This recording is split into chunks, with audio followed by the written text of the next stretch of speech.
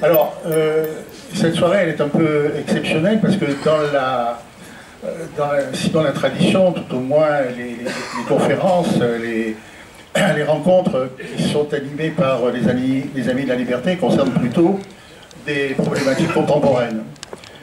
Et là, mais peut-être au-delà, on va aborder des actions de production artistique de 40 000 ans derrière. Alors effectivement, c'est pas les périodes où l'on rencontre par exemple les problématiques, disons, du vote de budget, de politiques diverses en matière sociale et autres, mais c'est quelque chose de très important dans la mesure où c'est aussi à nos racines, hein, d'un certain nombre de productions artistiques.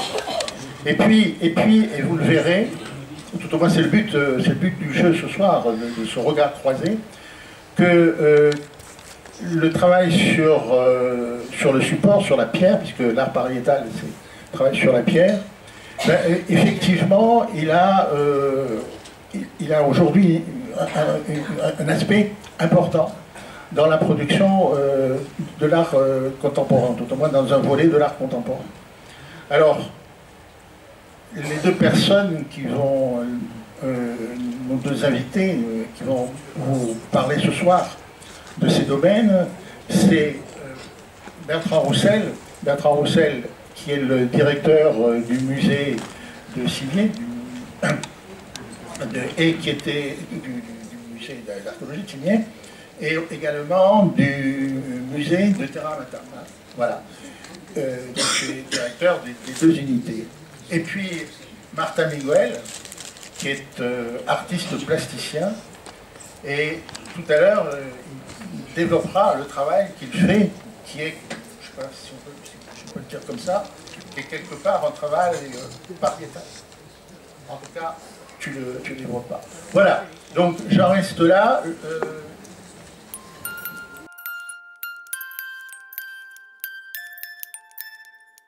Voilà, bah, écoutez, moi je suis très heureux d'être là ce soir pour, déjà je vais remercier les Amis de la Liberté, l'association, pour m'avoir invité, et je suis très heureux ce soir de parler finalement en préambule de la présentation du travail de Martin Miguel, parce que moi je suis très fan du travail de Martin. J'ai eu le plaisir de pouvoir exposer son travail au musée de préhistoire de Terra Amata il y a 3 ans. Et voilà, donc c'était pour moi finalement, ça me fait plaisir de faire cette petite introduction sur l'art pariétal préhistorique. Alors ce que je vais vous proposer en fin de compte, ben, on va regarder la diapositive suivante, c'est quelques rappels sur cette question-là de l'art pariétal, avec bien sûr des origines anciennes. On va regarder la diapositive suivante, qu'on va pouvoir placer. Alors juste peut-être une petite présentation. La préhistoire, c'est l'histoire de l'homme avant l'invention de l'écriture, et il se trouve que cette préhistoire, c'est des temps extrêmement longs, et il faut attendre l'apparition de ce qu'on appelle le paléolithique supérieur, et notamment la présence de l'homme moderne, c'est-à-dire l'homme de Cro-Magnon, nous, pour voir ces premières traces d'art préhistorique. Et on va les voir, par exemple, à la grotte de Blombos, en Afrique du Sud, où on a trouvé probablement des hommes modernes anciens, qui datent de 130 000 ans, et où on a trouvé ces premières traces de représentation. On va regarder la diapositive suivante. On a d'autres exemples qui existent un petit peu partout dans l'Europe. Je vais circonscrire mon propos à l'Europe pour faire plus simple, parce qu'il y aurait beaucoup à dire sur des découvertes que l'on connaît aujourd'hui, notamment en Australie, etc. Mais là, je vais circoncire mon propos à l'Europe. Voilà un petit peu les traces des différentes découvertes avec, on va regarder la diapositive suivante, l'exemple le plus célèbre, qui est bien sûr le cas de la grotte Chauvet. La grotte Chauvet qui se trouve à Vallon-Pont d'Arc, qui date de 37 000 ans et qui a livré des traces très anciennes de ce qu'ils appellent là-bas les premiers chefs-d'œuvre de l'humanité. Parce que véritablement, pour un coup d'essai, c'était un coup de maître. On aurait pu penser que les premières œuvres d'art préhistorique eussent été balbutiantes, que c'était un peu raté au départ, et puis que petit à petit, ça allait crescendo pour devenir extraordinaire.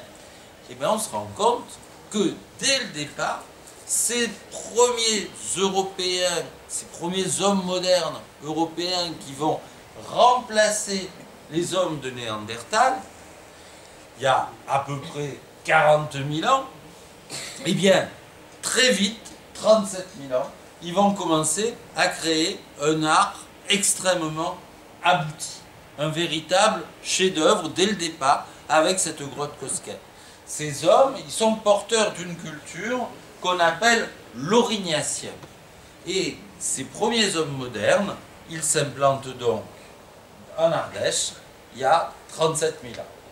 On va regarder la diapositive suivante, où on voit que cet art préhistorique, eh bien, il a des facettes multiples. C'est-à-dire qu'on a trois grandes entités d'art préhistorique, paléolithique. On a d'abord ce qu'on appelle l'art mobilier, qui sont les objets fabriqués par les hommes.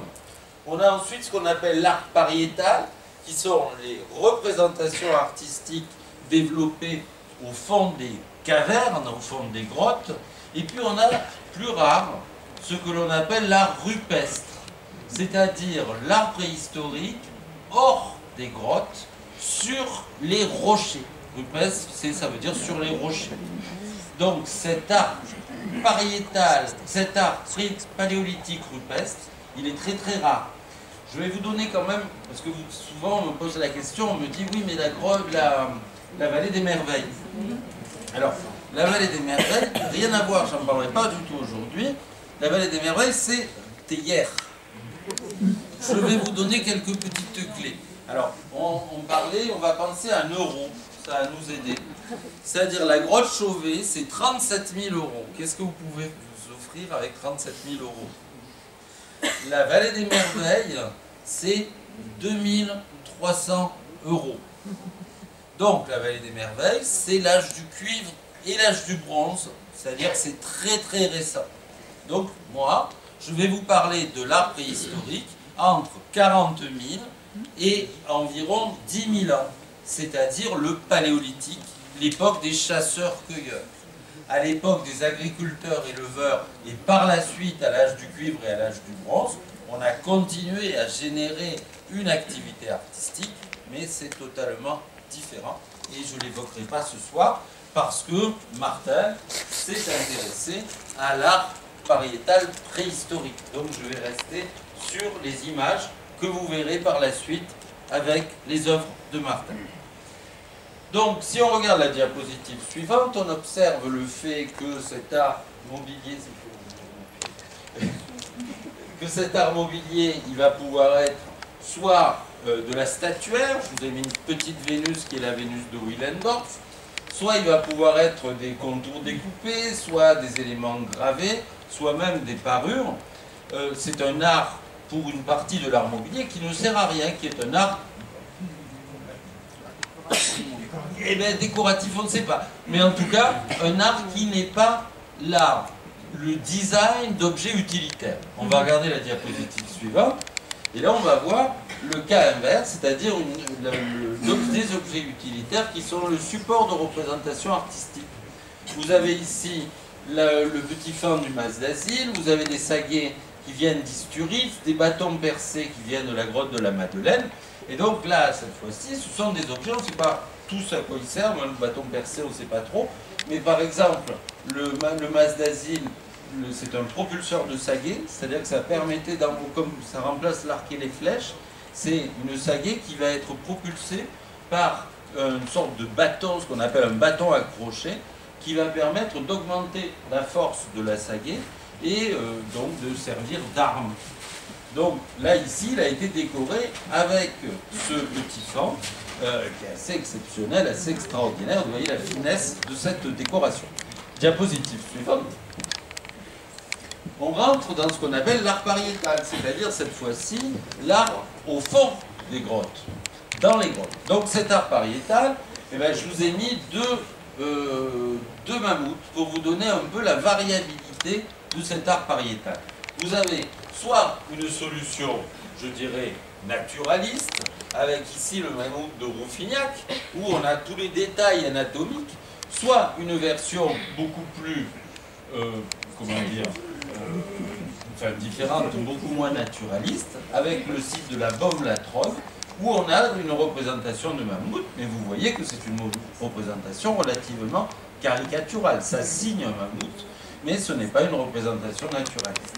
Bien évidemment, la grotte de Lascaux rentrera dans cette catégorie de l'art pariétal paléolithique. On va regarder la diapositive suivante, et on va voir que cet art pariétal, globalement, on l'appelle le franco-cantabrique, parce qu'il va se développer de la façon la plus importante entre la région des Cantabres dans le nord de l'Espagne et la région du sud-ouest de la France, avec globalement la plupart des grottes ornées qui se développent dans cette région-là. Si on regarde la diapositive suivante, on va voir que il y a également des cas où on a un petit intermédiaire, où on a des représentations artistiques à l'entrée des grottes. Mais c'est relativement rare. Il y a quelques cas, notamment en Charente, notamment dans quelques autres en Périgord, où on va retrouver une sorte de décoration du porche de la grotte, mais c'est extrêmement rare. Dans la plupart des cas,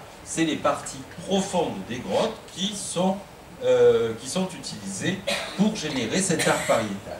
Si on regarde la diapositive suivante, on observe le fait que néanmoins, on a quelques traces extrêmement rares d'art rupestre. C'est-à-dire que les hommes se sont installés à l'extérieur des grottes et ont orné les rochers. Alors pourquoi cet art est très rare? Il y a deux raisons. Enfin, il y en a une, on n'est pas sûr, la deuxième, on est sûr. La première, c'est que peut-être il ne faisait pas beaucoup. C'est la première idée qui vient, c'est-à-dire que peut-être qu'il faisait surtout dans les grottes. Mais la deuxième, qui est plus précise, c'est le fait de l'érosion. C'est-à-dire qu'ils l'ont peut-être beaucoup fait, mais on n'en a pas la trace. Aujourd'hui, je vous ai mis cet exemple, qui est le site de Forgnolles, et dans les Pyrénées-Orientales, où on a un rocher, le rocher qui est là, qui présente un certain nombre de gravures. Et puis l'exemple, je ne sais pas si j'ai mis une diapositive, mais l'exemple le plus connu, c'est l'exemple de la fosse Coa, c'est-à-dire la vallée du Coa au Portugal, qui a fait beaucoup parler d'elle, parce qu'il y a eu une volonté, vous vous rappelez, de faire un barrage, et ce barrage devait détruire les gravures.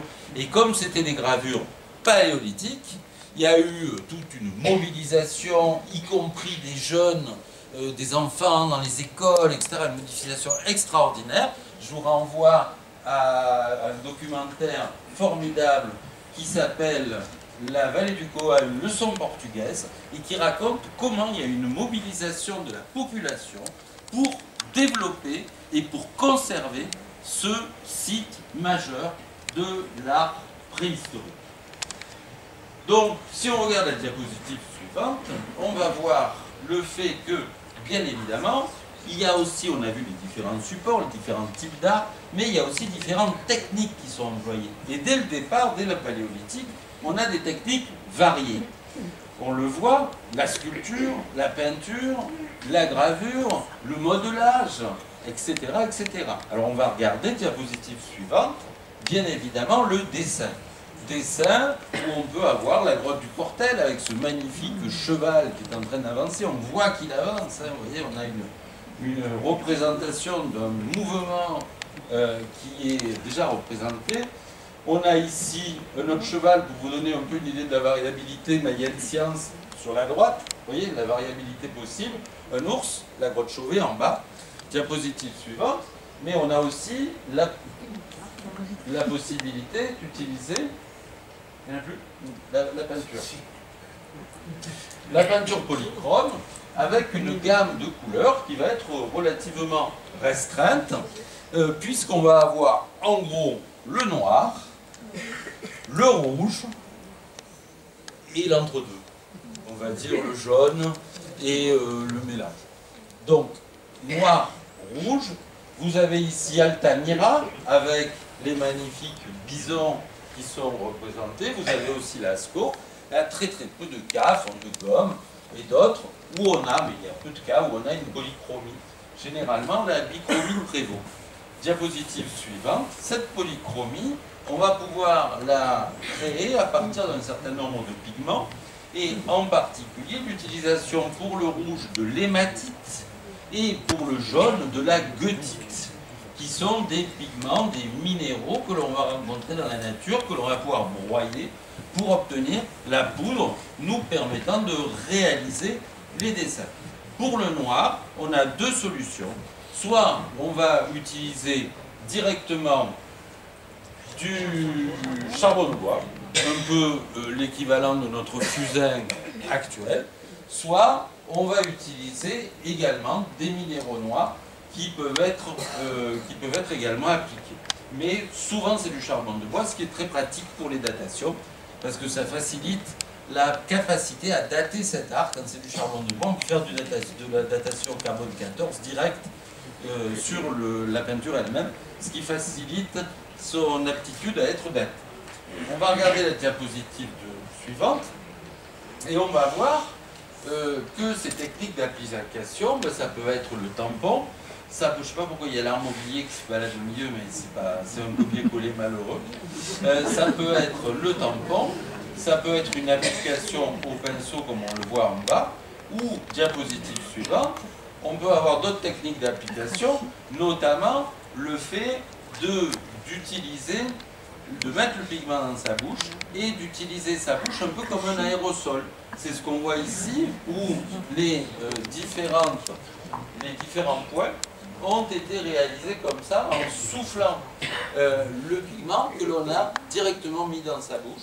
Et c'est le cas ici, où on va pouvoir faire ce qu'on appelle des mains négatives, qui consiste à prendre le pigment dans la bouche et projeter ce pigment, soit avec un peu d'eau, soit directement avec la salive, projeter le pigment sur la paroi. La main va être retirée et on va avoir le négatif de la main. C'est une technique extrêmement utilisée. On a ici aussi le cheval de pêche-merle avec ici l'utilisation du technique par soufflage, mais simplement avec la main pour délimiter et pour représenter l'encolure du cheval, ce qui donne un petit peu ce côté, je ne sais pas comment dire, un petit peu vaporeux de la mise en place du pigment sur la paroi. Diapositive suivante.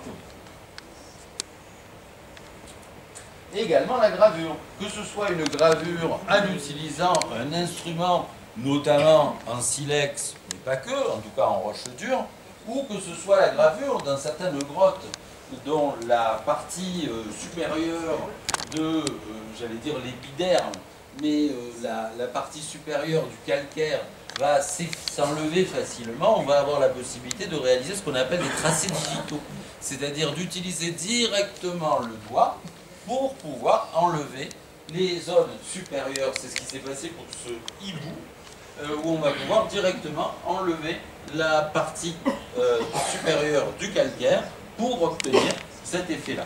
Soit les tracés digitaux qui ne représentent rien de spécial, soit comme ici le hibou de la grotte Chauvet, avec une représentation au passage assez rare d'oiseaux dans l'art paléolithique. Diapositive suivante. Une spécificité de cet art, c'est l'usage des parois. C'est-à-dire que ces hommes vont souvent avoir utilisé des formes des parois pour souligner, ils vont plutôt souligner par le trait la présence peut-être déjà pour eux de l'animal ou de la forme sur la paroi. On le voit ici avec le pêche-merle, la grotte du pêche-merle dans le Lot, où on a déjà le cheval, mais vous voyez qu'ils ont rajouté le cheval, mais il y a déjà naturellement la tête de ce qui ressemble déjà à un cheval. Et vous avez la même chose à Altamira en Espagne, où on a déjà ces formes et où ils vont rajouter les bisons qui se roulent, qui vont rajouter les bisons à l'emplacement déjà de formes voilà, du volume qui existe déjà, et donc ils vont souligner la présence de l'animal. C'est assez extraordinaire et c'est une particularité, ça le fait très très souvent, ils le font très souvent. Diapositive suivante. Évidemment la gravure, que ce soit la gravure dans les grottes, comme on le voit dans la grotte de Gouy, que ce soit la gravure à la grotte de la Moute en Dordogne, à Comarque également en Dordogne, ou que ce soit la petite grotte du Chafaud, où on a trouvé une gravure sur art mobilier. Donc que ce soit art pariétal ou art mobilier, l'usage de la gravure est très fréquent. Ce qui est paradoxal, c'est que justement ça se voit très mal. Donc ça montre bien que, et on va en parler tout à l'heure dans les questions d'interprétation de cet art paléolithique, de se dire que tout n'était pas Lascaux. C'est-à-dire qu'il y a une grande partie, la plus grande partie de cet art, qui ne correspond pas à ce qu'on pourrait appeler une sorte de chapelle sixtine de la préhistoire, comme Lascaux. C'est-à-dire que ce n'était pas fait pour être un décor majestueux. Il y a des petites gravures qui sont à des endroits, vous voyez, il fallait qu'ils se mettent dessous comme ça, ils allaient faire la gravure là. Donc ce n'était pas pour faire joli, il devait y avoir autre chose. Diapositive suivante. Évidemment, là encore, on va réappuyer sur le bouton. Voilà. Voilà. Et donc, c'est pas grave, ça fait disparaître, mais vous avez ici la représentation, là c'est le relevé. Et donc vous voyez qu'on ne voit rien. Donc ça prouve bien que là encore, c'est à Lascaux. C'est au fond de Lascaux, ça. Ça montre bien qu'on voulait dire quelque chose. Là, il y a plein d'animaux, plein de représentations qui sont là, mais tout est enchevêtré ensemble. Il y a en plus des traits qui sont rajoutés. Et on a une sorte de palimpseste, de mélange de gravures qui fait qu'on n'arrive plus, enfin les spécialistes oui, en faisant l'étude très doucement, on arrive à s'y retrouver, mais il n'empêche qu'à l'œil comme ça, ben, on perd complètement la perception des différentes représentations. Diapositive suivante. Les techniques mixtes, alors on peut prendre l'exemple de la grotte Chauvet avec les travaux notamment de Carole Fritz, sur les différentes représentations de la grotte Chauvet, où on voit qu'ils ont utilisé plein de techniques différentes. Dès le départ, dès 37 000 ans, ils ont utilisé plein de solutions, à la fois le dessin, d'abord la gravure, après le dessin, après l'estompe du dessin, après une reprise du dessin, après un raclage, pour obtenir les différents types d'éléments requis. Et toutes ces actions peuvent être réalisées dans différents ordres, pour obtenir le résultat souhaité. Donc on voit une complexité dans la mise en œuvre du travail graphique, notamment dans cette grotte Chauvet, ce qui nous montre bien ce que je vous disais tout à l'heure, c'est que dès le début, on a eu une capacité à développer des choses complexes dans la mise en œuvre de cet art pariétal préhistorique. Diapositive suivante. Effectivement, et là je vous renvoie aux travaux notamment de Marc Azéma, on va avoir également l'idée soit d'une perspective, soit d'un mouvement, soit les deux qui vont être représentés. Je vous ai mis l'exemple de la grotte Chauvet avec les rhinocéros, où on a l'impression qu'ils sont les uns derrière les autres, ou alors peut-être qu'ils sont en train de charger. Et il se trouve que là, il n'y a pas, dans l'image on ne voit pas, mais là il y a des bisons. Donc vous voyez, ça peut peut-être se dire qu'il y a quelque chose qui nous est raconté ici, même si c'est extrêmement rare. On va retrouver la même chose avec les magnifiques lions des cavernes de la grotte Chauvet, où on a cet effet à la fois de perspective, peut-être de mouvement. Diapositive suivante. Évidemment la sculpture, dernière grande stratégie, soit sculpture en ronde-bosse, avec la présence de ces Vénus. Je vous ai mis la Vénus de Grimaldi, une des Vénus de Grimaldi, parce que c'est juste à côté de chez nous. Je vous invite à aller visiter le site des Balzi Rossi à Grimaldi, où on a trouvé une dizaine de ces Vénus. Plus loin de chez nous, le Jura Souabe, avec le site de Holstein-Stadel, où on a trouvé cet homme félin, et puis un certain nombre de gravures sur rochers, roc de serre, cap blanc, etc., le fourneau du diable, qui sont un certain nombre d'exemples où on va avoir des véritables sculptures sur les rochers. Diapositive suivante. Dernière stratégie, le modelage. Modelage, soit pour fabriquer des petites Vénus à Dolny Vestovice. J'en profite pour vous dire que c'est une Vénus en terre cuite. Donc il est faux de se dire qu'on a inventé la céramique avec le néolithique. Les hommes du paléolithique avaient déjà le savoir-faire pour les réaliser, la preuve. Mais ça ne devait pas leur servir beaucoup de fabriquer des pots. Donc c'est pour ça qu'ils n'ont pas fabriqué des céramiques comme on imagine à partir du néolithique, c'est-à-dire des vases. Eux ont fabriqué des Vénus, par exemple à Dolny Vestovice. Autre exemple, le Tuc d'eau d'Ouvert. Alors cette fois-ci on est à Ariège, et dans cette grotte à Ariège, au fond de la grotte, on est allé très très loin. En plus c'est des difficultés spéléologiques, parce qu'il y a un lac, il y a toutes des choses, des boyaux à traverser, et on arrive à un endroit où ils ont décidé de faire des bisons. Va savoir pourquoi. C'est une difficulté spéléo, encore à l'heure actuelle, avec le matériel contemporain. Donc, il faut imaginer, les gars, avec des torches,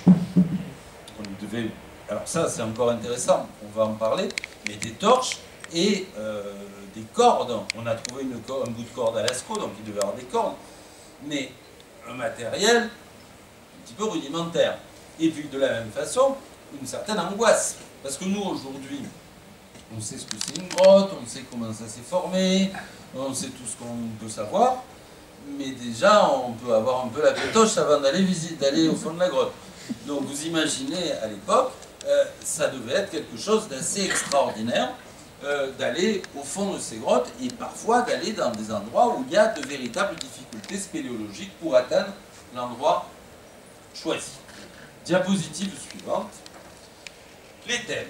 Alors, les thèmes, eh bien, ils sont variés. Il y en a 3 principaux.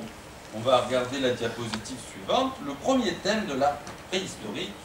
Ah, mais pardon. Donc, il y a déjà beaucoup d'absents. Non, c'est bon, c'est bon. Déjà beaucoup d'absents. Et oui, on n'a pas de représentation de la vie quotidienne. Ça serait intéressant, on aimerait bien avoir des représentations de la vie quotidienne, parce que ça nous permettrait de comprendre comment ils vivent, comment ils fabriquent leurs outils, comment ils fabriquent les recettes de cuisine, tout ça. Ben, on n'a pas de représentation des armes et des outils. Que ce soit les armes, que ce soit les outils, bon, là, il y a des contextes qu'on peut avoir variés, mais on n'a pas. On n'a pas non plus représentation de paysage. Et on a ni de paysage la nuit, ni de paysage la journée, on n'a jamais les représentations des étoiles, on n'a jamais la représentation de la lune, on n'a jamais la représentation du soleil, on n'a pas les montagnes, on n'a jamais tout ça. Les arbres, quasiment pas, tout ça, ça ne les a pas intéressés. Et de la même façon, on a très très peu d'histoire. Là, c'est une histoire, ça se passe à l'époque romaine, le serment, les Horaces, les machins, les Curiaces. On raconte une histoire. Là, ils nous ont quasiment pas raconté d'histoire. C'est des objets qui flottent. Il y a très très peu de cas d'histoire. Alors, diapositive suivante. La première des représentations en nombre dans l'art préhistorique, ce sont les signes. Quand je dis signes, ça veut dire les ponctuations, il y en a énormément, des fois des rectangles, des fois des ponctuations encore. On va regarder la diapositive suivante pour avoir d'autres exemples. Mais voilà quelques exemples, des ponctuations, des bâtonnets, des sortes de... comme des flèches un petit peu, ce qu'on appelle des claviformes qui sont représentés ici, des signes en accolade, ou alors des signes plus complexes comme le tectiforme qu'on voit là-haut, comme le signe barbelé qu'on voit ici, comme des sortes de réticulés qu'on voit là, comme ici cette espèce de signe en accolade qu'on appelle un signe du placard, et qui, mon Dieu, pourrait correspondre aujourd'hui à une accolade ou à une soucoupe volante, je ne sais pas trop. Mais vous voyez, ce sont des tas de signes dont la perception aujourd'hui nous est difficile de comprendre leur sens. Et pourtant, c'est ce qu'il y a de plus nombreux. Si on compte ce qui est représenté dans l'art préhistorique paléolithique, c'est les signes qui sont les plus nombreux. Mais on les montre peu. Ce qu'on montre généralement, on va regarder la diapositive suivante, ce sont les animaux. Alors là, j'ai encore des signes. donc des signes qui eux sont en contexte avec d'autres figures. Diapositive suivante. Ce qu'on va le plus représenter, ce sont les animaux. Les animaux, avec les stars en termes de fréquence, que sont les bisons et les chevaux. En gros, les bovidés et les chevaux, c'est-à-dire bisons et aurochs, qui sont les plus représentés, et les chevaux. Et puis après, des espèces moins présentes, comme le mammouth, qu'on voit ici, comme le quetin qu'on voit là, comme les félins, qui sont relativement rares, comme les rhinocéros ou l'ours, qui sont des animaux beaucoup moins représentés.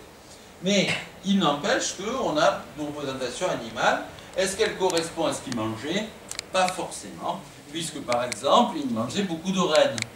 Et on a très peu de représentation de rennes. Donc vous voyez, c'est assez paradoxal. Diapositive suivante. Voilà un certain nombre des animaux rares. Les oiseaux, très peu d'oiseaux. Je vous ai mis quelques exemples pour vous donner une idée. Après, les animaux marins, comme le phoque de Kosker, c'est le pingouin, pardon, le Kosker, c'est relativement rare. Et puis pareil, les poissons. Ils représentaient très peu de poissons. Je vous ai mis un exemple d'un salmonidé, mais il y en a très peu. Ça se compte en dizaines de représentations, alors qu'il y a des milliers de signes, des milliers d'animaux d'autres sortes. Autre sujet peu représenté, diapositive suivante, ce sont les hommes. Pourtant on les montre souvent, mais ils sont très peu représentés. Quand ils sont représentés, je vous ai mis le contre-exemple absolu. C'est ça. Ça, vous n'avez qu'un cas. C'est lui. C'est la grotte de la Marche. C'est la seule fois où on a un gars de face et à peu près figuratif. C'est-à-dire, c'est presque un portrait. On voit, il a un bonnet, une belle barbe, un peu chauve. Donc là, on a vraiment l'impression de voir un préhistorique. Un magdalénien qui a été gravé à la grotte de la Marche sur une petite plaquette. Mais c'est très rare. La plupart du temps, c'est plutôt ça. C'est-à-dire des représentations beaucoup moins figuratives, où on sait que c'est des hommes, mais où on le sait parce qu'on a des représentations qui permettent de le montrer, mais qui souvent, notamment ils sont debout, mais souvent ils sont anthropozoomorphes, c'est-à-dire qu'ils ont à la fois le haut du corps qui va être plutôt de l'animal, et puis le bas du corps qui va être plutôt celui d'un homme. Donc ça, c'est la plus grande partie des représentations humaines d'art pariétal paléolithique. Vous avez ici le célèbre sorcier à l'arc musical de la grotte des Trois Frères à Ariège. Diapositive suivante. On a par contre assez souvent des fragments d'hommes ou des fragments de femmes, si je puis dire. C'est notamment le cas des grottes où on va trouver les mains positives, très rares. Vous en avez une à Chauvet là-bas. Ou surtout les mains négatives, beaucoup plus fréquentes. Positive, c'est la technique du tampon. Négative, c'est la technique du pochoir. Voilà, exactement. Du pochoir, où on va pouvoir facilement avoir cette représentation. Alors, il y a des cas, ça fait parler beaucoup, parce qu'il y a des cas où il manque des phalanges. Donc ça a amené des grandes discussions de savoir si se couper les doigts rituellement. Il y en a d'autres qui ont pensé que c'était peut-être la maladie de Raynaud, vous savez, comme Maurice Herzog, le fait d'avoir les doigts qui tombent à cause de la circulation sanguine et du froid. Il y en a d'autres qui ont beaucoup plus pragmatiques, ont montré qu'en repliant les doigts, on arrive à obtenir le même résultat. Donc certains ont dit que c'était peut-être une sorte de langage comme les chasseurs, vous savez, qui se parlent comme ça. Néanmoins, on ne sait pas trop. En fait, l'hypothèse la plus probable, c'est le fait de replier les doigts.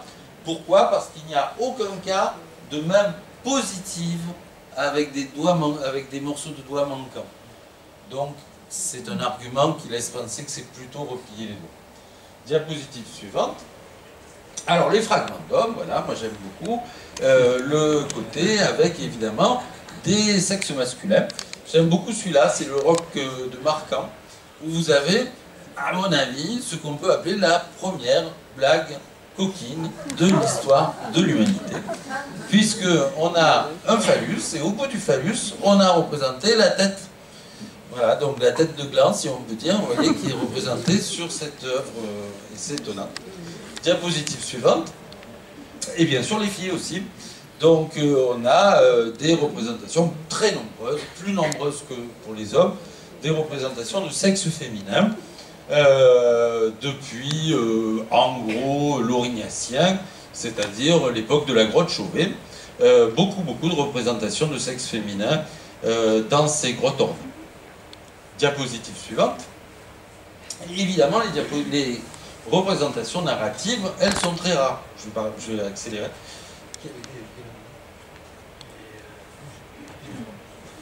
Donc les représentations narratives sont très rares, vous les avez toutes. Donc voilà. On va regarder la diapositive suivante. Alors évidemment, un art pour quoi faire? Un art pour quoi faire? Mais c'est toute la question. À quoi ça pouvait servir? Alors là, c'est bien, parce que comme j'ai peu de temps et qu'il n'y a rien à dire, c'est pratique. Diapositive suivante. On ne sait pas. On ne sait pas. Il y a eu plein de spécialistes qui ont donné des idées. L'abbé Breuil, ce qu'on a appelé le pape de la préhistoire, parce qu'il était ecclésiastique.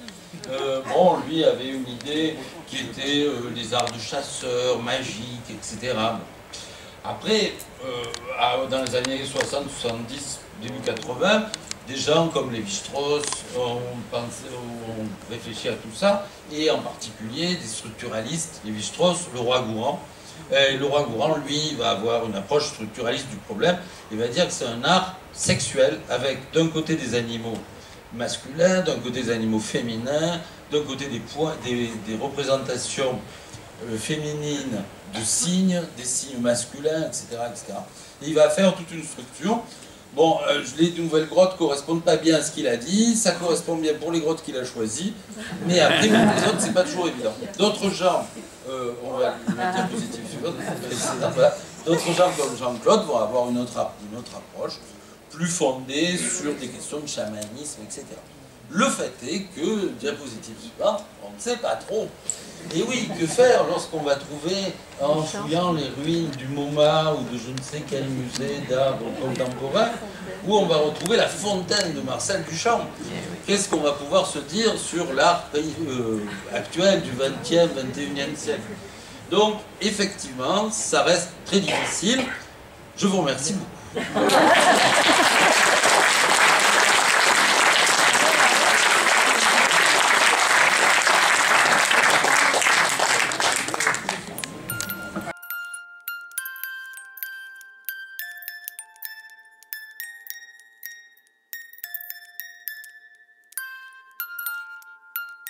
Bien, bonjour à toutes et à tous. Je vais essayer de vous dire et de vous montrer le déploiement d'une partie, seulement une partie, d'une démarche artistique. Je vais essayer de vous expliquer comment on peut passer d'un art de la paroi, disons abstrait, comme ceci, ou comme cela, un art de la paroi construit à partir de figures de l'art préhistorique, comme ceci, ou comme cela, ou encore comme ça. Mais d'abord, je voudrais vous dire comment j'en suis arrivé à un art de la paroi. Pourquoi un art de la paroi? Pourquoi un art du mur, du bâti? Eh bien, je fais partie de ces artistes qui, il y en avait quelques-uns sur la côte, qui à la fin des années 60 et au début des années 70, se sont sentis gênés par un espace plastique hérité depuis des siècles. Un espace plastique donc prédéfini, préconçu, en quelque sorte codé, et ce que je voulais dire. Oui, alors je pense donc au tableau. Cet espace plastique construit. Alors, on dit qu'il a été inventé par un Français en 1410, on dit. pense que c'est plus complexe que ça. Donc un espace plastique construit à partir d'un châssis en bois, recouvert d'une toile. À l'origine c'était la toile de lin, ça pouvait être aussi de la soie. Et donc tendue et recouverte à son tour d'un enduit, d'un apprêt, qu'on appelle aussi le gesso, qui permettait d'atténuer les aspérités de la toile. D'ailleurs, les artistes de la Renaissance passaient plusieurs couches d'enduit qu'ils ponçaient chaque fois, de manière à avoir une surface lisse, adaptée à leur nouveau médium, qui était la peinture à l'huile. Et pourquoi étions-nous gênés par cet héritage? Eh bien, tout simplement parce que nous sentions qu'il n'était plus adapté à ce que nous vivions, au rapport que l'on entretenait avec l'espace physique environnant, et évidemment les pensées et les idées qui en émergeaient. Nous, qui pouvions être assis sur notre canapé, et en même temps à l'autre bout du monde, grâce à la télévision. Pour mémoire, je rappelle que au début des années 50, seulement 1% des foyers français possédaient un poste de télévision. En 1960, quand j'avais 13 ans, j'allais dans la rue, me positionner devant les vitrines de ces nouveaux magasins pour regarder les matchs de football. Et il y avait foule autour de moi. Et malheureusement, parfois, il n'y avait pas le son. Nous qui pouvions aussi aller à l'autre bout du monde en quelques heures, grâce à l'aviation. Et là, je rappelle aussi, l'aéroport de Nice a été ouvert au public en 1946. Je ne parlerai pas d'automobile, mais nous qui pouvions, nous qui voyions des gens sortir du globe terrestre pour explorer son environnement et atterrir sur la Lune en 1969, et là j'avais 22 ans. Et nous aussi, enfin, qui lisions ou écoutions des scientifiques, des physiciens, des astrophysiciens, des biologistes ou autres, nous expliquer l'infiniment petit ou l'infiniment grand. Eh bien, par rapport à tout cela, il nous fallait trouver une autre façon de peindre. Sortir du carcan du tableau, de son espace fermé. Trouver un autre type de représentation. Eh bien, nous ne sommes pas partis de rien. Nous sommes partis de ce que nous avions... Ah, ça crache. Nous sommes partis de ce que nous avions... Ben là, on n'entend plus. Nous sommes partis de ce que nous avions... nous sommes partis de ce que nous avions hérité. Le tableau. Et qu'est-ce qu'on a fait de ce tableau? Eh bien, un peu, vous savez, comme les physiciens qui cassent les atomes pour voir ce qu'ils ont dans le ventre. Eh bien, on l'a démantelé. On a enlevé la toile. Elle est devenue libre et sans après. Et peindre une toile libre sans après, c'est un obstacle majeur. Il faut trouver de nouvelles façons de peindre, et pareil pour le châssis. Et quant à moi, au bout d'un certain moment, j'ai supprimé la toile, j'ai supprimé le châssis, et que me restait-il? Eh bien, il me restait la peinture. Et le mur où on accroche le tableau. Le mur du musée, le mur de la galerie, le mur de l'appartement, ça fait partie du système. Mais je ne voulais pas peindre sur le mur comme on peignait sur un tableau, ça ne m'intéressait pas du tout. Je n'y trouvais pas de sens. Alors, j'ai eu l'idée de construire mon propre espace plastique. Et de le construire en construisant à la fois le mur et la peinture, ou l'inverse. Alors, ce n'est pas une idée qui est tombée du ciel. Vous savez, dans la vie, on fait toutes sortes de rencontres qui font que nos chemins bifurquent. J'ai construit la maison de mon beau-père. Et j'étais fasciné par cette matière molle qu'on verse dans des coffrages, le béton, et qui le lendemain ou le surlendemain est devenu solide. Et après quelques semaines, dur comme du roc. J'avais certains matins hâte d'aller sur le chantier pour décoffrer et voir ce résultat-là. Le mou devenu solide. En plus de ça, il y avait la marque des planches du végétal sur le mur et ça me plaisait beaucoup. Eh bien, c'est un jour, en coulant du ciment béton dans un coffrage, que je me suis dit, ben, tu pourrais bien couler aussi de la peinture. Oui, du béton, de la peinture, du béton, de la peinture, du béton, des couches, des strates. Parce qu'après tout, la peinture, ça a la même caractéristique que le béton, c'est mou d'abord, et ça se solidifie avec le temps. Mais, voyez-vous, on était en 1983. Moi, j'avais démarré une démarche artistique en 1968, ça faisait 15 ans. Et je ne comprenais pas je n'arrivais pas à voir le rapport que ça pouvait avoir avec mon travail précédent. Et je ne comprenais pas le sens de cette idée. Alors je l'ai gardé longtemps dans ma tête, ça a duré longtemps, mais ça a turlupiné. Je l'ai gardé pendant 2 ans. Et en 85, je me suis dit, bah, il faut oser, il faut faire, ne serait-ce que pour voir, et éventuellement penser quelque chose. Donc j'ai fait, et j'ai fini par me rendre compte que ça avait pas mal de relations avec mon travail précédent, et que c'était même une espèce d'inversion, mais je ne vais pas vous en parler, parce que pour ne pas prolonger, si on a le temps après, si ça intéresse quelqu'un, je pourrais en parler.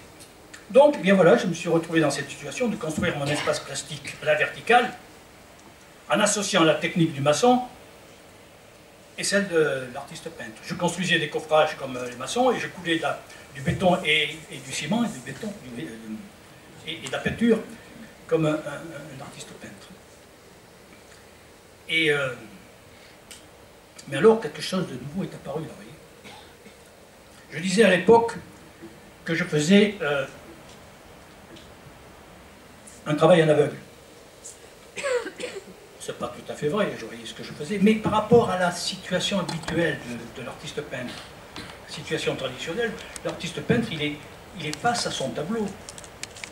Il recule, il avance, il fait un geste, il modifie, il voit en permanence ce qu'il fait. Il voit même son modèle. Pas toujours, le modèle, il peut être dans la tête aussi. Mais moi, je ne voyais pas. Je ne voyais pas le résultat, il fallait que j'attende. Il fallait que j'attende d'enlever l'enveloppe.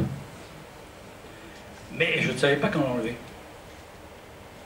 Pour le béton, je savais, 2 ou 3 jours après, je pouvais l'enlever, mais la peinture, je ne savais pas. J'utilisais toutes sortes de peintures, de la peinture à l'eau, de la peinture à l'huile, plus ou moins liquide. Je récupérais tous les fonds des pots de peinture de mon frère qui était peintre en bâtiment. Donc je ne savais pas. Et j'étais impatient. Et parfois, j'ouvrais, et ça donnait des choses comme ça, oui, ça dégueulait. Ça dégueulait. Alors là, ça ne m'embête pas trop, mais parfois ça dégueulait tellement qu'il n'y avait plus que des trous. Et donc on ne voyait pas mon intention. Les trous plus tard m'intéresseront, mais là ils me gênaient. Alors, j'ai eu l'idée, pour accélérer le mouvement, de faire passer mon espace plastique construit à la verticale dans les coffrages à l'horizontale. Ça me permettait d'enlever le coffrage de dessus et de voir un premier résultat. Et la peinture séchait à l'air libre, plus vite. Ensuite, je retournais et j'enlevais l'autre côté. Parce que ce sont des travaux bifaces. Un petit peu comme certains outils préhistoriques. Biface, peinture biface et en strate. Vous voyez le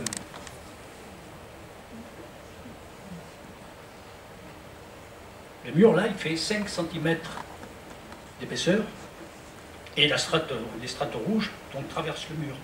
De l'autre côté, elles ont pu prendre une forme un peu différente, mais surtout il fallait que je choisisse, vous voyez, il fallait que je choisisse un côté.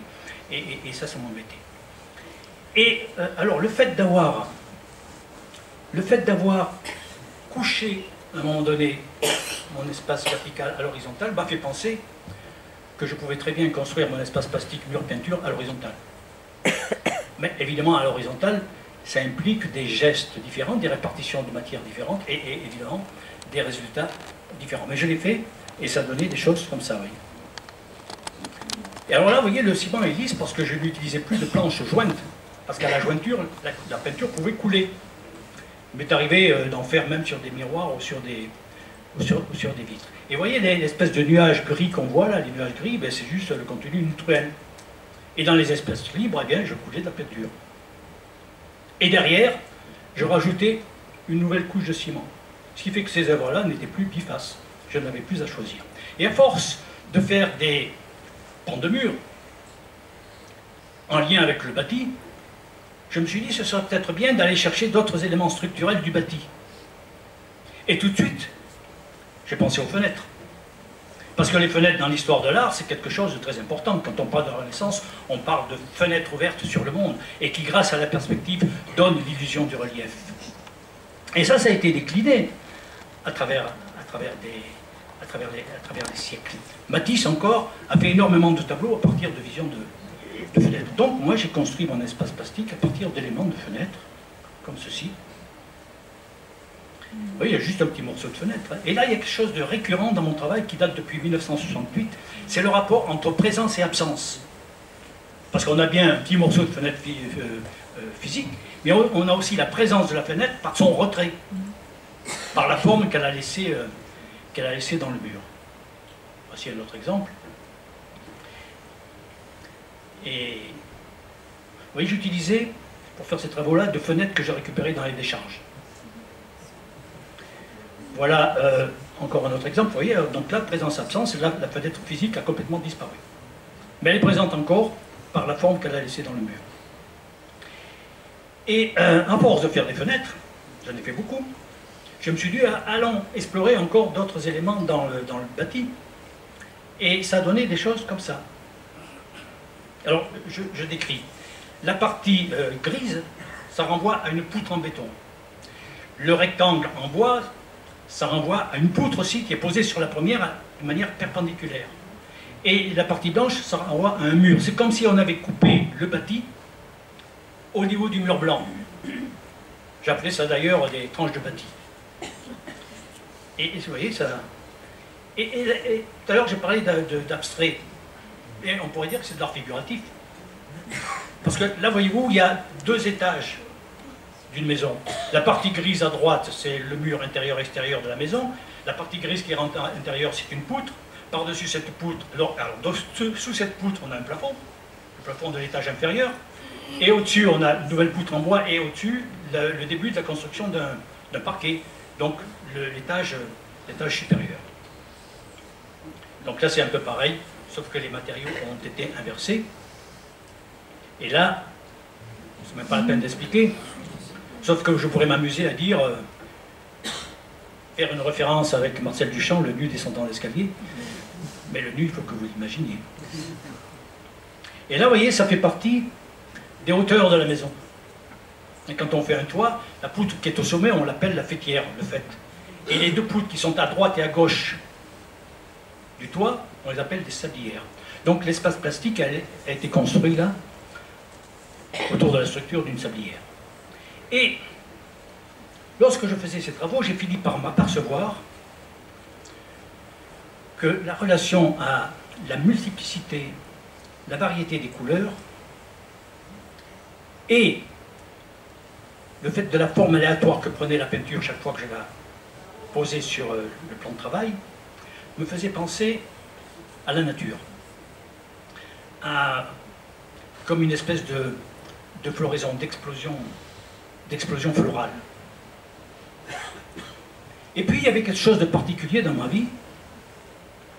J'étais enseignant, je travaillais à Cannes, et j'habitais à la Trinité Victor, à l'est de Nice, et tous les matins, je prenais mon vélo, j'allais jusqu'à la Gartière, ensuite je prenais le train jusqu'à Cannes, et aller-retour, tous les jours, je bouffais sans arrêt du bâti. Sauf à Vaugrenier et côté sud, côté mer.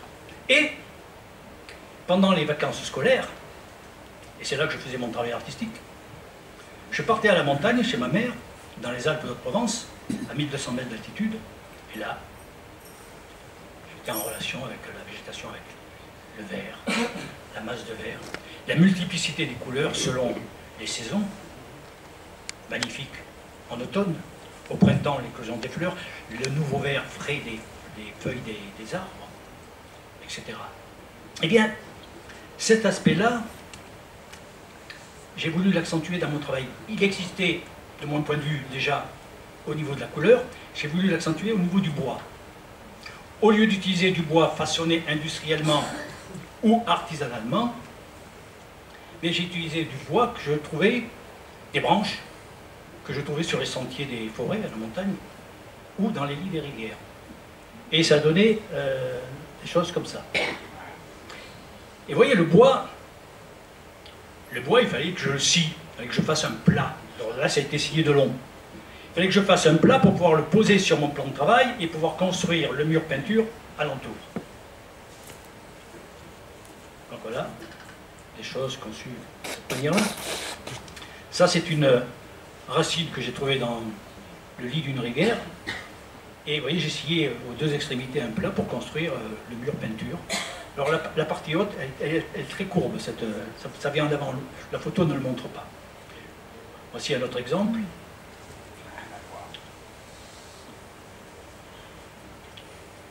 Excusez-moi, je ne connais pas votre travail. Ça fait quelle taille vos... Alors, quand vous dites un mur, c'est grand comme un mur? c'est des petits ponts de mur. Ça, ce sont des petites pièces, elles ne sont pas plus grandes que ça. Parce que si on fait 2-3 mètres, c'est lourd. Là, on est obligé de les faire en morceaux, ça m'est arrivé. Donc là, vous voyez, j'ai scié et j'ai gardé les deux morceaux que j'ai ouverts comme un livre. Et sur cette ouverture, j'ai construit le mur peinture. Et lorsque je relevais ces blocs ciment-bois, eh bien, il y avait de la matière qui restait accrochée au plan de travail. Je perdais de la peinture. Vous voyez, on le voit bien sur cette image avec la lumière frisante. En fait, la forme dans le mur était le produit d'une perte. On le voit aussi dans cette pièce-là, j'appelais ça des allumettes. Et bien cet aspect-là, j'ai voulu l'accentuer. Ça m'intéressait, c'est encore une histoire de rapport présence-absence. Ça m'intéressait. Et pour développer ça, pour moi, il y avait deux conditions. Il fallait que j'utilise de la peinture beaucoup plus en masse, une plus grande quantité de peinture. Et puis, il fallait que je réduise la séduction du regard par la couleur. Donc, je l'ai réduit au minimum, c'est-à-dire j'ai utilisé qu'une couleur. Et au départ, j'utilisais du rouge. Ben, il fallait que j'achète des tas de pots de rouge. Et ça me revenait cher à l'époque. Alors, j'ai eu l'idée de récupérer la suie de mon poêle à mazout à la montagne. Ça me permettait de ramener de temps en temps. Et avec cette suie, je la mélangeais à toutes sortes de granulats que je trouvais autour de moi. Poussière, gravier, sable, copeaux de bois, toutes sortes de granulats. Et je liais tout ça avec de l'huile de lin. Vous voyez, je fabriquais de la peinture. Je fabriquais de la peinture noire. Et avec l'huile de lin, il faut ajouter un adjuvant, sinon l'huile de lin ne sèche pas, du cicatif. Et bien, à partir de là, j'ai fabriqué dans des grands seaux des masses de peinture noire, mais il fallait que ce soit assez onctueux. Il ne fallait pas que quand je verse, la peinture s'écoule, s'étale. Il fallait que ça fasse un tas. Et par-dessus le tas, ben, je coulais du béton et ça donnait des choses comme ça. Alors là, vous voyez, c'est un travail que je disais que en fait, c'est un travail qui joue sur le temps. À l'époque, je disais que le temps de l'un vole le temps de l'autre. Parce que le ciment, le béton, lui, au bout de 2 ou 3 jours, il a durci. Mais la peinture, c'est pas le cas. La peinture, il faut quelques semaines pour durcir, voire quelques mois. Et ça, je le savais. Et donc, pour moi, dès que le mur était solide, je le prenais, je le relevais, et évidemment, tout ce qu'il y avait à l'intérieur, là, s'effondrait. Restait sur le support. Alors, je le récupérais, je m'en servais pour d'autres pièces. Et vous voyez, seulement le bord a été retenu à cause de la montée par capillarité dans le mur de l'huile de lin. D'ailleurs, on voit tout autour une auréole d'huile de lin. D'ailleurs, il y a des gens qui ont pensé que c'était le produit du feu. Il y a une expression qui dit « je n'y ai vu que du feu ». Ça veut dire « je n'ai pas vu ce qu'il fallait voir ». Parce qu'en fait, à mon sens, à la vision, sont adjacentes une pensée une connaissance. Et une connaissance collective. Sans quoi, ce qui permet de voir profond et large. Ou alors on ne voit pas. Pourtant, il y avait des indices. Le premier indice, c'était l'huile de lin, et parfois même ça coulait. Et puis le deuxième indice, c'est que quand on s'approchait de ces œuvres-là, ça sentait l'huile de lin. Alors j'ai appelé cette période-là « peindre, perdre ».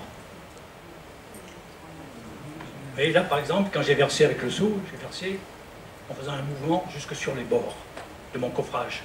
Ça fait... Il y avait autour un chevron de 7 cm. Ce sont des murs qui font 7 cm d'épaisseur. Voici un autre exemple, des poteaux. Le plus grand, il fait 1,50 m. Je vais trop vite.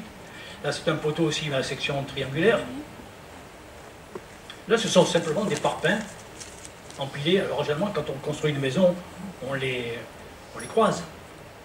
Mais c'est la dimension d'un parpaing qu'on utilise pour les murs extérieurs d'une maison. 50 cm de long, 20 cm de hauteur et 20 cm de profondeur. Et là, vous voyez, ça a été fait avec des moules en plastique, des saladiers, des bols, et puis les plus gros globes, c'est un globe que j'ai trouvé, un luminaire, que j'ai trouvé chez un brocanteur. C'est un petit côté astral. Voici ce que ça donne présenté en extérieur. Mais c'est pas fait pour être en extérieur. Parce qu'avec la pluie, tout ça, ça finirait par faire des traces noires, c'est pas fait pour faire l'extérieur. Ça peut rester quelques jours, mais pas des années. Et quand je faisais ces travaux, chaque fois que j'arrivais à l'atelier, sur ma table de travail, il y avait un gros pot en verre rempli de pigments bleus que m'avait donné mon frère, peintre à bâtiment, mais d'un bleu intense. Et mon regard, chaque fois, était orienté vers ce... Chaque fois que j'arrivais, j'étais un peu fasciné, un peu comme Yves Klein. Et à force d'être attiré par ces pigments bleus, j'ai eu l'intention de l'intégrer dans mon travail, mais je ne savais pas comment. Et puis, le temps a passé, puis j'ai pensé aux maçons, encore une fois, et les maçons ont besoin de tracer des lignes pour prendre des références et construire autre chose. Ils tracent des lignes au sol, ils tracent des lignes sur les murs. Et ils utilisent pour ça ce qu'on appelle le cordeau. Le cordeau, c'est un fil en coton de 2 ou 3 mm de diamètre. Alors, il l'utilisait cru pour pouvoir monter les murs droits, alors il y a toute une technique, hein. Mais il l'utilise aussi de cette manière-là. Vous voyez? À l'intérieur de cette poire verte, vous voyez, il y a un moulinet qui permet d'embobiner ou de débobiner le cordeau. Et puis, c'est rempli de pigments bleus. C'est la même couleur qu'il y avait sur ma table de travail. Et donc, le cordeau se charge en surface de pigments bleus. Donc, il faut le sortir, il faut le tendre. Quand on est deux, il n'y a pas de problème. Quand on est seul, vous voyez, j'ai mis un clou. On le tend. Ensuite, on le prend comme on prendrait la corde d'un arc. On tire et on lâche. Et il vient frapper brutalement à la paroi et ça fait une belle ligne droite. Et bien là, j'avais trouvé le moyen d'insérer du pigment bleu dans mon travail. Mais plus que ça, j'avais trouvé le moyen de réintégrer du dessin préconçu dans mon travail. Avant, il y en avait du dessin, des contours. C'était du dessin, mais c'était le résultat de la confrontation entre deux matières, ou de la symbiose entre deux matières. C'était aléatoire. C'est pas un dessin que j'avais prévu. Tandis que là, je pouvais prévoir un dessin. Alors un dessin simple, hein, un dessin fait de lignes droites, parallèles, perpendiculaires ou obliques. Et à partir de là, ben, j'ai construit mon espace plastique, béton, peinture, à partir d'un dessin préconçu. Ça donnait des choses comme ça. Ça, c'est la première pièce que j'ai réalisée. Donc vous voyez, il y a 4 lignes parallèles 2 par 2. Et là, voyez-vous, il fallait une grande table pour faire ça. Je n'en avais pas, j'ai trouvé une porte isoplane. Une porte isoplane, c'est une porte sans moulure, sans vitre. J'ai enlevé le loquet, je l'ai mis à 20 cm du sol, un plastique par-dessus, et sur un bord, je mettais un clou, je tendais mon cordeau, je le frappais. Et j'enlevais les cordeaux. Et je construisais mon mur avec ce dessin. Donc vous voyez, ça donnait des choses comme ça. Mais j'étais gêné par 2 choses, là, vous voyez. La première chose, c'était le rapport à la couleur. Ça, ce sont les deux couleurs que l'on rencontre dans le bâtiment, que les maçons utilisent. Et moi, en tant qu'artiste peintre, j'aurais souhaité avoir des relations avec d'autres couleurs. Et puis la deuxième chose qui me gênait, c'est que lorsque je coulais le béton, le ciment, sur mon tracé, eh bien, ça crée un mouvement. Il se déplace, le ciment. Et ça entraînait les grains de pigment. Vous voyez, ici, les lignes sont un peu déformées, et là, elles le sont encore bien plus. Et parfois, elles étaient tellement déformées qu'elles disparaissaient. Il ne restait plus qu'une espèce de zone nuageuse, un petit peu comme en bas à droite, ou un petit peu à gauche. Alors, pour résoudre ces deux problèmes, pour la couleur, d'abord, j'ai eu l'idée d'utiliser des cordeaux écrus. Donc je tendais des cordeaux écrus, alors là il me fallait 2 coups, puisque je ne les frappais pas, ils n'étaient pas empreints de pigments. Et puis je prenais, pour la couleur, je prenais une passoire à thé et une petite cuillère, je remplissais de la couleur des pigments que je souhaitais, et je venais me mettre au-dessus du cordeau, et en tapotant avec la petite cuillère, je suivais le cordeau. Alors là, vous voyez, c'est un peu comme le jardinier. Parce que le jardinier aussi, lui, il utilise un cordeau pour planter ses graines droites. Et moi, je plantais mes graines de pigments. Et puis pour l'autre phénomène, le mouvement, le déplacement des grains, j'ai eu l'idée de laisser le cordeau, de ne pas l'enlever. Ça donnait des choses comme ça, oui. Et lorsque je retournais la pièce, le ciment était encore frais, j'enlevais le cordeau. C'est encore une histoire de présence-absence, parce que le cordeau est présent, mais par le creux qu'il a laissé dans le ciment. Et évidemment, la ligne de couleur était beaucoup plus large, puisque ce n'est pas la même technique. Donc voilà, j'ai fait des tas de travaux, comme ça.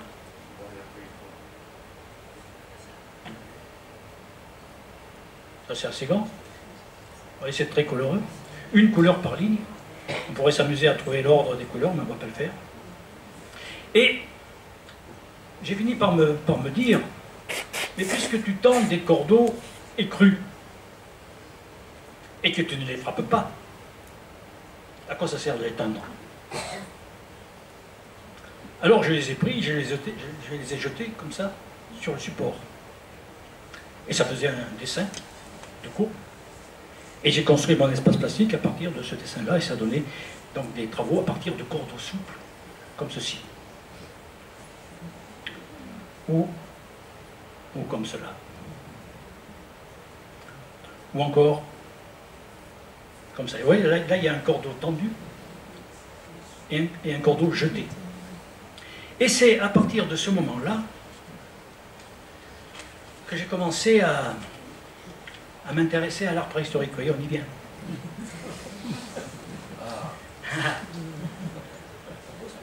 Pourquoi? Parce qu'un jour, j'étais à votre place, et il y a quelqu'un qui faisait une conférence sur l'art, et qui projetait des travaux d'artistes, et tout à coup, à l'écran, est arrivé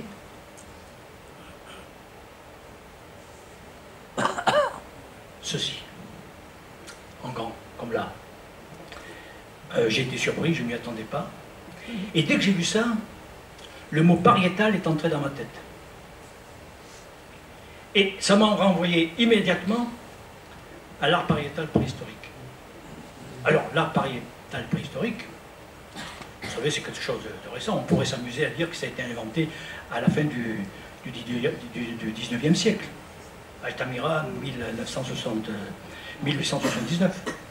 Chauvet, 1994. Tout le monde était fasciné par l'art préhistorique. Les peintres en particulier, moi le premier. Mais je n'ai jamais fait dans mon travail la relation à l'art pariétal préhistorique. Pour moi, au début, vous avez vu, ce qui comptait, c'était de sortir de cet espace du tableau, que je considérais comme un carcan. Il fallait sortir de là, j'en suis arrivé à travailler sur le mur. J'y pensais plus, mais là, je commençais à y penser. Et alors, à partir de là, j'ai été visiter sur Internet énormément d'images de l'art préhistorique. J'ai été visiter des grottes, des artificiels, des naturels. Mais surtout, j'ai eu l'idée j'ai eu l'idée, j'ai voulu faire une proposition à un poète qui s'appelle Michael Gluck, de faire un livre. Et j'ai voulu faire des petites plaquettes fines, béton, ciment, peinture. Mais non pas construites à partir de cordeaux tendus, des lignes droites, non pas conçues à partir de cordeaux jetés, des lignes souples, mais à partir de cordeaux informés. Informés par quoi? Eh bien par des figures du paléolithique supérieur. J'ai pensé à un taureau. Alors j'ai pris mon cordeau. Vous voyez la corne du taureau, je voulais faire un taureau. La corne du taureau, pas de problème avec le cordeau. La pointe, pas de problème, j'arrivais bien à plier, mais dès que je lâchais, hop, le cordeau s'ouvrait. Ça ne marchait pas. Donc j'étais embêté, je ne pouvais pas faire. Ça, je ne savais pas comment faire. Et 15 jours après, pof, l'idée a sauté dans ma tête, et là j'ai pensé encore à une relation avec un métier du bâtiment, les électriciens. J'ai pensé à utiliser du fil électrique. Parce que le fil électrique, quand on le tord, il garde sa forme. Alors pas tous, hein, il y en a qui sont faits avec des multibrins très très fins, ils sont souples. Et en plus de ça, la gaine est en plastique, donc ça n'adhère pas, ça n'adhère pas au béton aussi. Donc j'ai pu faire mon taureau et ça donnait ce livre-là, oui. Et alors c'est un livre qui fait à peu près 30 sur 30, c'est pas vraiment un carré, hein. Il y a peut-être un centimètre de différence. Et à partir de là, eh bien, j'ai pu construire mon espace plastique à partir de cordeaux informés par des figures du paléolithique supérieur. Ça a donné des choses comme ça. Là, on a encore le rhinocéros de Chauvet, mais que j'ai redressé. Un des rhinocéros de Chauvet. Et là, on a un bovin. Et, vous voyez, le pigment n'était pas distribué de la même manière qu'avant quand je suivais le cordeau. Il se distribuait de part et d'autre du cordeau. Là, je suis le cordeau aussi, mais pour remplir la forme, pour accentuer la forme donnée par le cordeau. Et au bout d'un moment, j'ai fini par me dire, mais le noir est embêtant. Parce que, souvenez-vous, le noir, pour moi, était le résultat, ce qui me permettait de produire la forme par la perte du noir. Là, d'ailleurs, il y a eu de la perte, hein, il faisait à peu près le double. Quand je relevais, j'en perdais la moitié. Mais là, on ne voit pas. C'est pas le noir qui produit la forme. C'est le cordeau qui produit la forme. Donc pour moi, c'était superflu. Ce n'était plus nécessaire. Donc, aux grandes dames de certains de mes amis, qui étaient très séduits par le noir, je les supprimais. Et ça donnait des choses comme ça. Vous voyez, ça c'est les lionnes de Chauvet. Et donc vous voyez, le mur a été construit par le dessin intérieur, mais vous voyez, il y a des choses qui sortent aussi. Et ça, j'en parlerai après. Donc voilà, ça c'est la même chose, avec d'autres types de pigments. Vous voyez là, et il y a les pigments réagissent de manière différente. Quand ça a commencé à sécher, le pigment, l'ocre rouge là, quand je passais le doigt, il ne me restait rien sur le doigt. Sur le blanc, pareil. Par contre, sur l'ocre jaune, il me restait beaucoup de pigments sur le doigt. Donc il fallait que je fixe. Ma première idée a été d'utiliser du fixatif à fusain en bombe. Il fallait que j'en mette beaucoup. Et ça me revenait cher. Alors j'ai eu l'idée encore d'une matière qu'on utilise dans le bâtiment. Vous voyez, je suis obsédé par le bâtiment. Côté menuisier ce coup-ci. La colle à bois. Parce que la colle à bois, elle est blanche et puis elle devient transparente avec le temps. Et bien là, vous voyez, j'ai mélangé de la colle à bois avec beaucoup d'eau que je pulvérisais. Et là, j'ai tellement pulvérisé, vous voyez, que ça a débordé et que ça a pris le sillon du cordeau comme le cours d'une rivière ou d'un fleuve. Ça, c'était imprévu. Mais ça, je l'ai vu sous mes yeux. Il y a souvent des imprévus dans mon travail parce que, en fait, ce que vous voyez là, moi, je ne le vois pas. C'est pas l'envers. Je le vois quand je retourne la pièce. Et il y a souvent des imprévus qui arrivent. Mais j'accepte tout. Ce qui compte pour moi, c'est de mettre des procédures en place et de les suivre. Quoi qu'il arrive. Alors parfois les imprévus me plaisent et parfois ils ne me plaisent pas. Là, ça me plaisait assez. Voici un peu la situation du travail. Vous voyez, j'ai un morceau de bois avec un plastique sur lequel je mets un petit coffrage, alors ça c'est une petite pièce, hein. Mon dessin en fil de fer et la partie qui sort, une grille pour solidifier l'ensemble, j'enlève la grille, je mets des pigments, je remets la grille, je mets du ciment, et derrière, quand le ciment est encoffré, je prends une petite planchette bourrée de clous, parce que ça adhère bien au ciment, oui, comme ici, qui me permet ensuite d'accrocher très facilement la pièce. Il ne me reste plus qu'à mettre un piton pour accrocher la pièce. Mais vous voyez, avant que le ciment durcisse vraiment, quand il était encore un peu mou, j'ai gratté pour avoir une surface plane, mettre tout au niveau du coffrage. Et ça donnait donc des choses comme ça. Ça, c'est le cheval renversé de Lascaux. Ça, c'est un mammouth. Je ne me rappelle plus où je l'ai trouvé. Ça, c'est à partir d'un dessin de la Bebreuil. Bertrand en a parlé tout à l'heure. C'est un grand archéologue du début du XXe siècle. Et il avait fait, à partir d'une grotte qu'on appelle Fond de Gomme, il avait reconstitué la figure, il avait fait un dessin. Et donc moi, j'ai travaillé à partir de ce dessin-là. Et quand je suis allé visiter la grotte, à un moment donné, j'ai demandé au guide où était cette figure-là, parce que moi j'avais fait la pièce, elle était dans ma tête, il me l'a montrée. Alors j'étais très troublé, parce que j'avais dans ma tête, et sur le mur je ne la voyais pas. Elle était complètement absente. Si, il m'a montré, il y avait des petites traces de pigments, et c'est grâce à ces petites traces que la Bebreuil avait réussi à reconstituer la figure. Ça, c'est la licorne de Chauvet. Et alors là, je peux vous parler des parties qui sortent. En fait, l'espace que je constitue a comme une espèce de doublure. J'ai affaire à deux types d'espace pariétal. Celui que je construis à partir du dessin, disons la paroi primaire, et entre guillemets, la paroi secondaire, celle qui, du fait des échancrures et des débordements du dessin, ainsi que les ombres induites par la lumière, en est valorisée. Donc paroisse secondaire, le blanc, donc, qui n'est autre que le mur où s'accroche un autre mur. Ce mur-là, par ailleurs, a longtemps été considéré comme neutre. Quand on présentait des œuvres au XIXe siècle, d'abord, il y avait des cadres tout autour pour concentrer le regard, et puis on les présentait les unes sur les autres. Parfois, il y en avait jusqu'au plafond. Donc on pourrait dire que les deux murs se valorisent réciproquement. Une petite chevrette.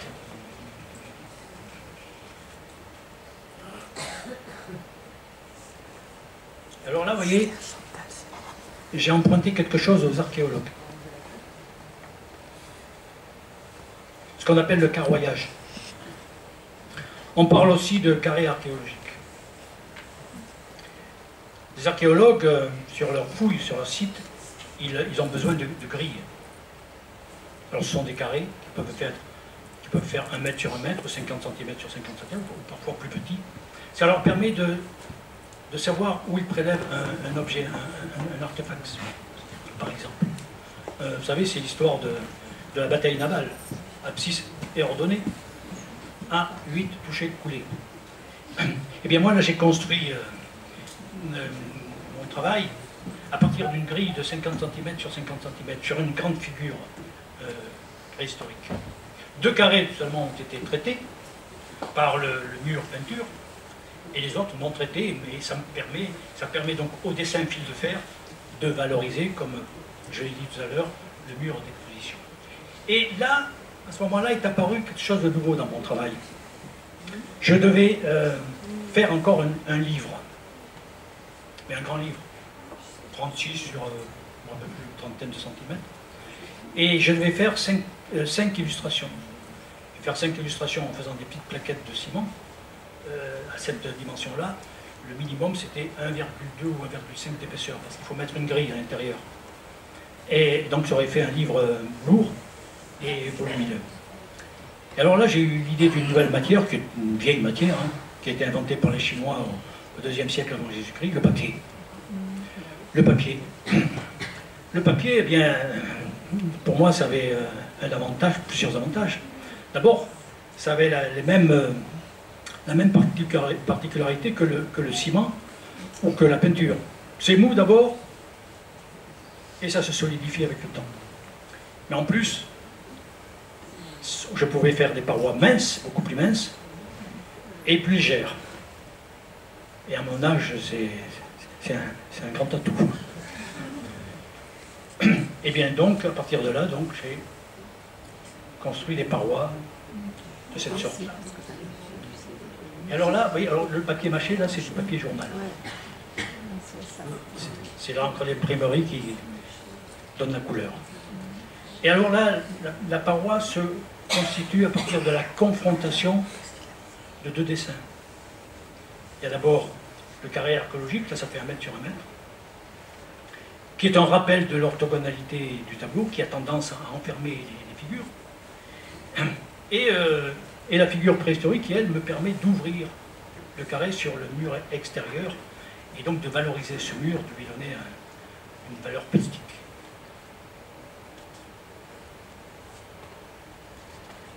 Vous voyez, là j'ai utilisé la même méthode que quand je prenais ma passoire et que j'étais au-dessus du cours d'eau, que je suivais le cours d'eau. Là j'ai fabriqué dans des grands seaux de la pâte à papier et j'ai versé du pigment vert sans le mélanger. Et ensuite je prenais la pâte à papier à pleine main que je posais sur le cours d'eau en le suivant. Et ça a donné cette construction. Là je voudrais ajouter que là, comme cours d'eau, j'utilisais du fil de fer en recuit de 5 mm de diamètre. C'est un fil de fer qui se tord plus ou moins facilement. Et alors je disais que c'était une machine à couleur.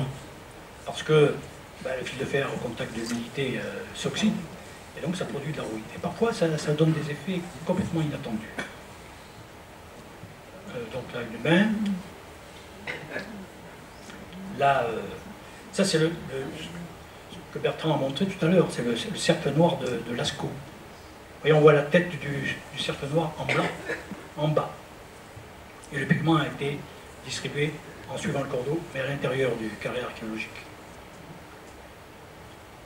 Là, vous voyez, c'est une pièce d'ailleurs qui est au musée archéologique de Saint-Raphaël. Là, comme je n'ai pas utilisé des grains de pigment, mais j'ai utilisé des grains de sable. La partie noire, vous voyez, c'est du sable. Donc là, c'est un ours avec du pigment bleu. Voici un peu la situation. Oui, je me mets devant mon ordinateur, je cherche des figures. Là, c'est un cheval de Lascaux qu'on appelle cheval chinois. Je fais un dessin rapide. Bon, là, c'est sur un demi-format, moins qu'un demi-format A4, parfois c'est sur un quart, vous voyez. Et seul le contour m'intéresse. Donc je fais un dessin rapide du contour, et ensuite, j'en fais un patron. Vous voyez, là, ça fait à peu près, ça fait pas à peu près, ça fait 70 sur 50.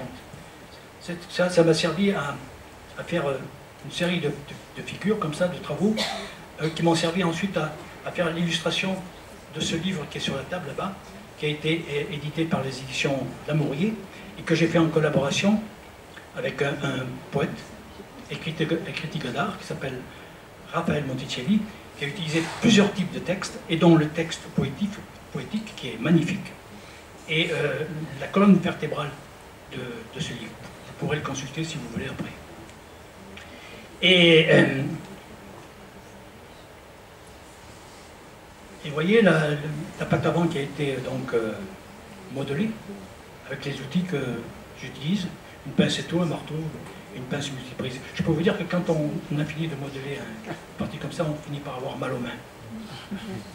Donc voilà d'autres exemples. Vous voyez, là on a encore, j'appelais ça des fausses chimères, parce qu'on a un seul animal. Le carré archéologique m'a servi à cadrer 2 fois le même animal. Si vous prenez la partie haute que vous la mettez en bas, eh bien vous avez l'avant du rhinocéros de Chauvet. Pareil sur cette pièce-là, vous voyez, mais là c'est un cheval. Vous prenez le haut, vous le mettez en bas.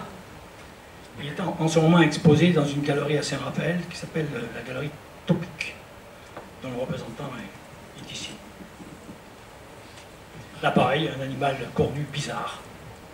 Et vous voyez, à force d'enlever les fils de fer que je mettais dans des clous, j'en avais donc des tas dans l'atelier. Je me suis dit, plutôt que de construire ta paroi, ton espace plastique, à partir de la confrontation entre deux dessins, le carré archéologique et la figure, tu pourrais très bien prendre les restes, les mettre bout à bout, arriver à faire une forme circonscrite et construire ton espace plastique à partir de cette forme-là. Ça donnait des choses comme ça. Et ça, j'appelais ça des chimères, parce que c'est fait de plusieurs éléments de différents animaux. On le voit peut-être mieux dans cette pièce-là. Vous voyez, la partie qui rentre à l'intérieur, c'est la tête d'un cheval. À droite, en bas, on a un sabot de cheval avec la patte, ensuite le ventre.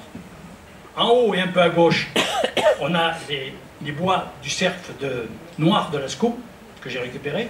Et en bas, on a cette espèce d'animal cornu qui est là, vous voyez, en bas à gauche, j'ai enlevé la tête, et je m'en suis servi pour finir la forme.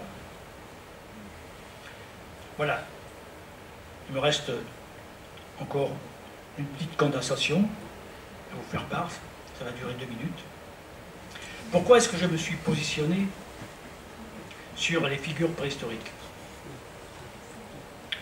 J'aurais pu utiliser toute autre sorte de figures pour informer mes cordons.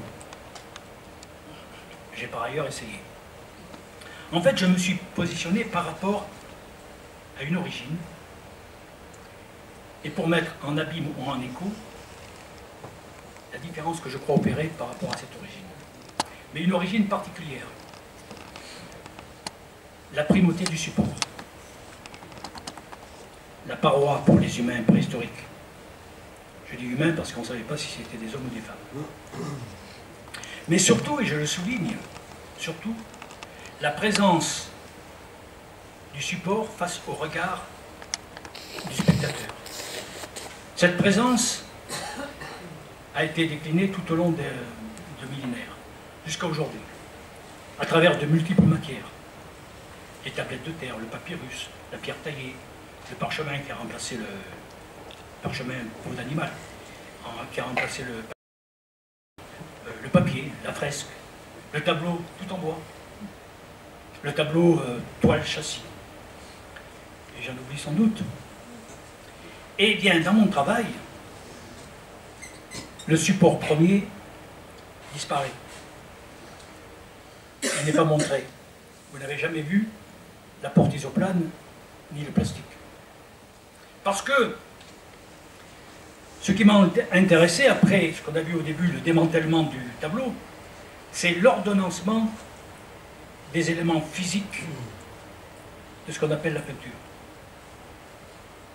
Mais aussi leur qualité de passer d'un état à un autre, et en particulier de mou à solide.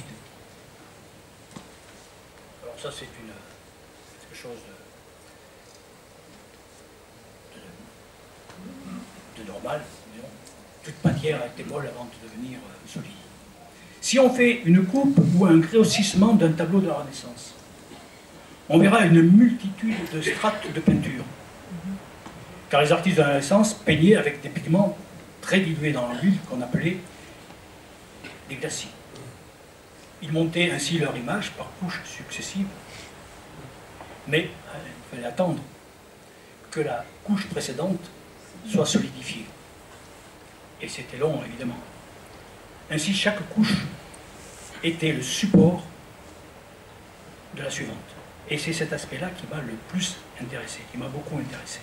Donc, pour résumer, j'utilise un premier support, mais voué à disparaître, la porte isoplane ou le plastique, sur lequel je dépose un dessin, mais un dessin massif, volumineux, solide, qui a été mou avant de l'être, et qui me sert de nouveau support associé au premier, mais qui lui aussi peut disparaître. Vous voyez là, le fil de fer, il a disparu.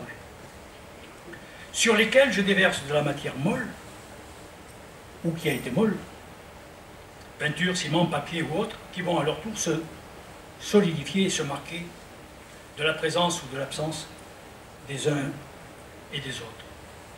Voilà en somme pour moi ce que c'est que peindre. Faire naître et disparaître. Ou peut-être l'inverse. Faire disparaître et faire naître quelque chose de la disparition. Je vous remercie beaucoup.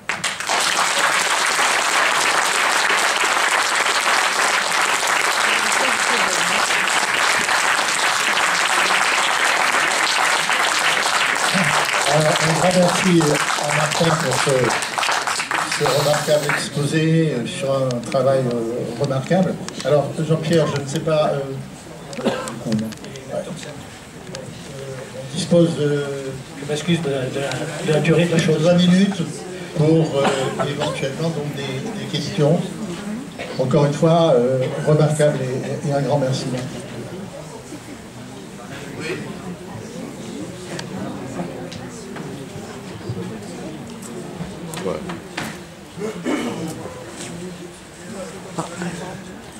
Merci beaucoup pour ce voyage.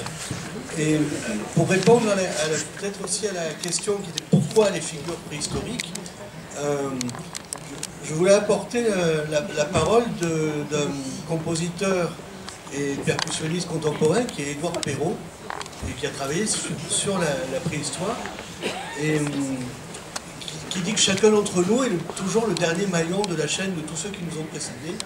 Et finalement, peut-être que au-delà de l'intellectualisation, de dire je veux créer mon espace plastique comme ça, ou c'est le support qui m'intéresse, etc., il y a aussi le fait que les forces qui poussent les créateurs à réaliser leurs œuvres sont sans doute les mêmes aujourd'hui que celles qui étaient à l'œuvre chez les premiers sorciers ou chamans. Oh, sans doute. Voilà, ça c'est ce que pense, ce qu'a exprimé Édouard Perrault, et c'est pas un hasard que ce soit un musicien qui l'ait fait.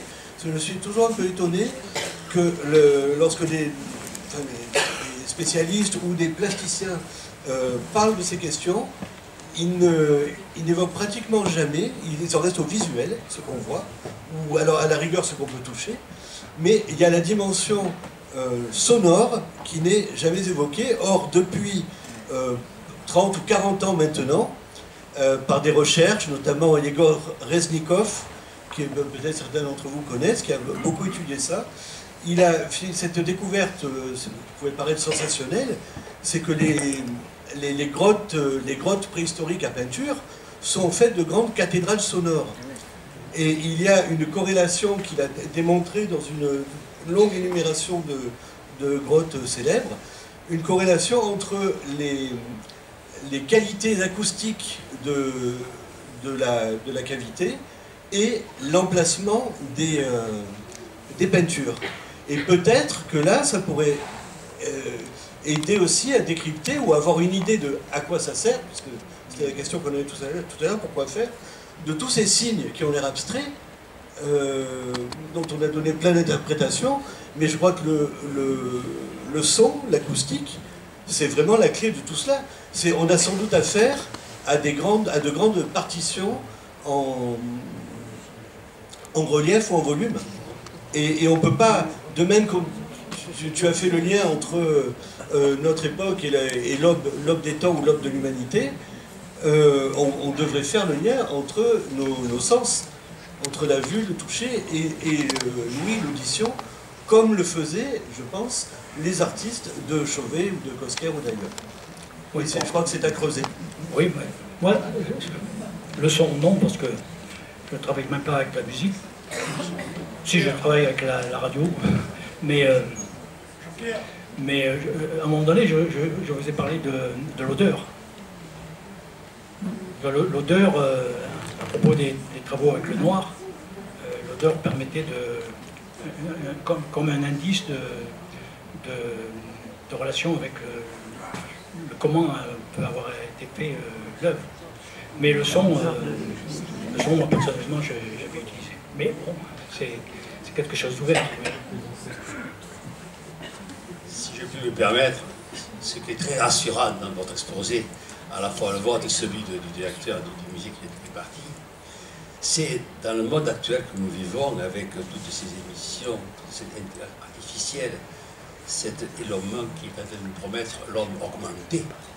Ce qui est extraordinaire, c'est qu'en partant du pariétal, et vous qui avez votre technique ici, vous avez votre technique qui avez recherché autre chose.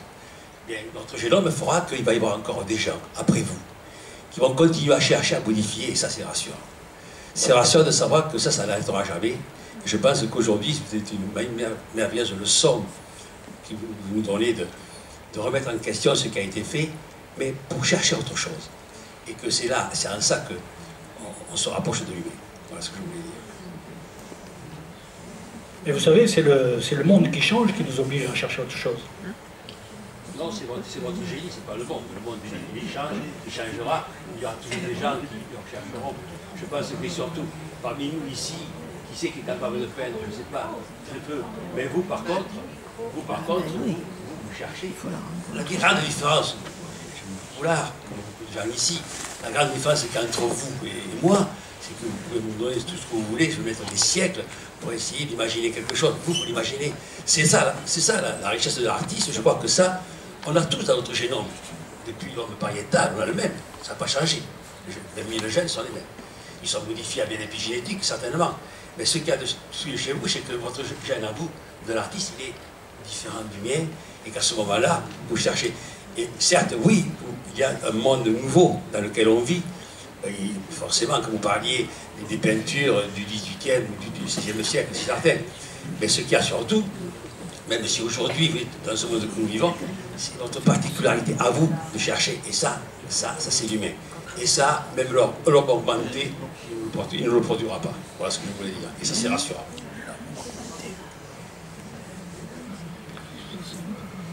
D'autres personnes? Bon, ben on va s'en tenir là. On remercie Martin Miguel.